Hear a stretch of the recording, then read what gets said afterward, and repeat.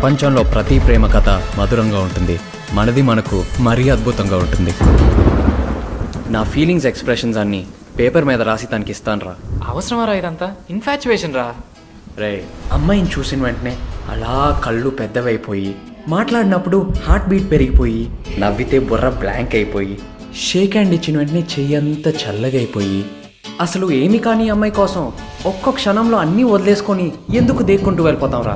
కొన్ని విషయాలు మన చేతుల్లో ఉండవు, దీన్ని నమ్ముకొని ఫాలో అవుతూ వెళ్ళిపోవడమే.